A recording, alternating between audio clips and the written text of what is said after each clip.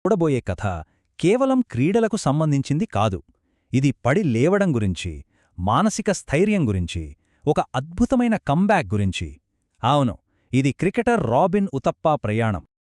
చూడండి, రాబిన్ ఉతప్పే స్వయంగా చెప్పిన మాటిది.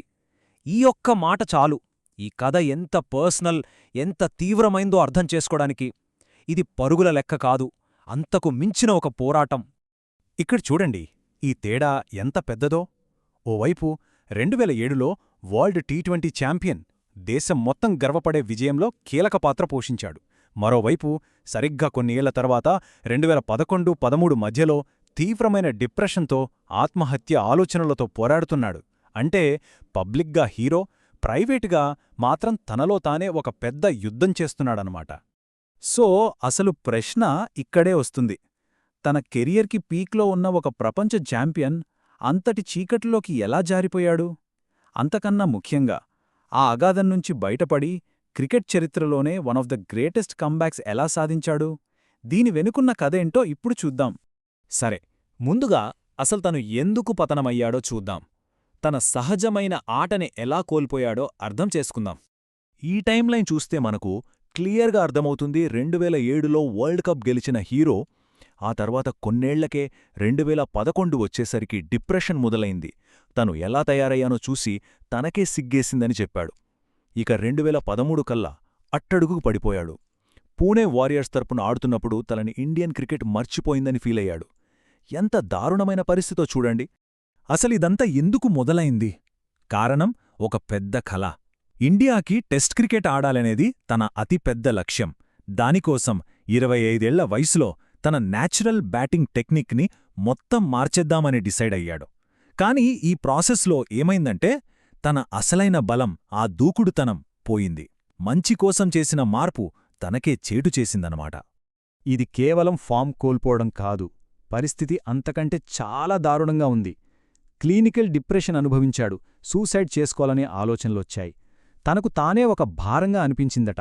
ఆటమీద ఇంట్రెస్ట్ పూర్తిగా పోయింది. ఇంకా బాధాకరమైన విషయమేంటంటే తన టీమ్మేట్స్ ఫెయిలైతే అందులో చిన్న చిన్న విజయాలు వెతుక్కునే స్టేజ్కి వెళ్ళిపోయాడు. అంటే మెంటల్గా ఎంత కుంగిపోయాడో మనం అర్థం చేసుకోవచ్చు. ఓకే, పతనం చూశాం. మరి ఆ పతనం నుంచి ఎలా పైకి లేచాడు? దానికోసం తను నిర్మించుకున్న ఆ 5 స్తంభాలేంటో ఇప్పుడు చూద్దాం. ఆ అట్టడుగు స్థాయి నుంచి ఉతప్ప ఒక నిర్ణయం తీసుకున్నాడు. తనని తాను పూర్తిగా మార్చుకోవాలని. మొదట తన ఆరోగ్యం, తన మైండ్ సెట్తో మొదలుపెట్టాడు. ఇది ఏదో అలా జరిగిపోయింది కాదు. ఇది అతను కావాలని ఒక పక్కా ప్లాన్తో మొదలుపెట్టిన ఒక పునర్నిర్మాణం. సో తన కంబ్యాక్ కోసం అతను ఫాలో అయిన ఫ్రేమ్వర్క్ ఇదే, ఈ 5 పిల్లర్స్. చూడండి. 1. గుర్తింపు. ముందు మనం ఎక్కడ ఉన్నామో ఒప్పుకోవాలి. 2. స్పష్టత. గోల్స్ క్లియర్గా పెట్టుకోవాలి, కాని ఆ తర్వాత రిజల్ట్ గురించి మర్చిపోవాలి. 3. ప్రక్రియ. గోల్ కన్నా దాని రీచవ్వడానికి రోజూ ఏం చేస్తున్నామనే దానిమీద పిచ్చిగా దృష్టి పెట్టాలి. 4. నిజాయితీ. ఎవరూ చూడనప్పుడు కూడా సరైన పనే చేయడం. ఇక 5వది అవకాశం కల్పించడం. అంటే వైఫల్యానికి, ఎదుగుదలకి అవకాశమివ్వాలి. మనమీద మనం దయ చూపించుకోవాలి. ఇది చాలా పవర్ఫుల్ ఫ్రేమ్వర్క్ కదా. సరే, ప్లాన్ అయితే వేశాడు.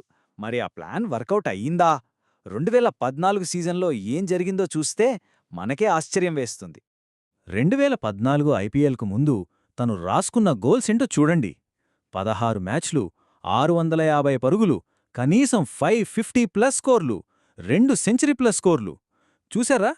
ఏదో గెలవాలి అనుకోవడం కాదు, ఎంత స్పెసిఫిక్గా గోల్స్ సెట్ చేసుకున్నాడో. ప్రతి నంబర్ రాసుకున్నాడు. మరి రిజల్ట్ ఏంటి? ఇదిగోండి, మీరే చూడండి.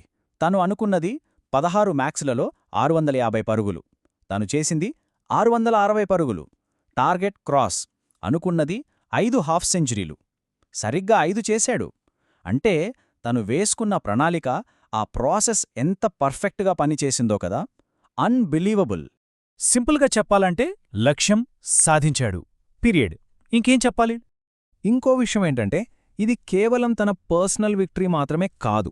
తన పర్ఫార్మెన్స్ వల్ల వాళ్ల టీం కోల్కతా నైట్ రైడర్స్ వరుసగా 9 మ్యాచ్లు గెలిచి 2014 ఐపీఎల్ టైటిల్ గెలుచుకుంది. సో తాను గెలిచాడు, టీంను గెలిపించాడు. సరే, ఇదంతా బావుంది. కాని ఉతప్ప వారసత్వమేంటి? ఈ కథ నుంచి మనం తీసుకెళ్లాల్సిన అసలు విషయమేంటి? చాలామందిలో ఒక చర్చ నడుస్తూ ఉంటుంది.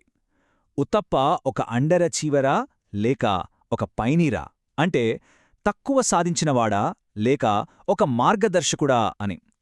ఎందుకంటే తన టాలెంట్కి అతను ఇండియాకి ఇంకా ఎక్కువ ఆడాల్సింది అని చాలామంది ఫీలవుతారు. నిజమే, బహుశా అతని ఇంటర్నేషనల్ కెరియర్ అందరూ ఊహించిన రేంజ్కి వెళ్లలేదేమో, కాని అతని అసలైన లెగసీ ఆ స్టాటిస్టిక్స్లో లేదు. అది అతను పడిన కష్టాన్ని, ఎదుర్కొన్న డిప్రెషన్ని ధైర్యంగా ప్రపంచంతో పంచుకోవడంలో ఉంది. ఉతప్ప చెప్పిన ఈ మాట చూడండి. హై పర్ఫార్మెన్స్ అనేది ఒక గమ్యం కాదు, అదొక ప్రయాణం. అంటే టాప్కి చేరడం కాదు, టాప్లో ఉండేందుకు రోజూ ప్రయత్నించడమే అసలైన హై పర్ఫార్మెన్స్. సో మనం ఈ విశ్లేషణను ముగించే ముందు ఒక్కసారి ఆలోచించండి.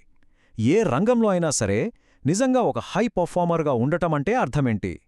ఉత్తప్ప కథ మనకు నేర్పిన పాఠమాదే.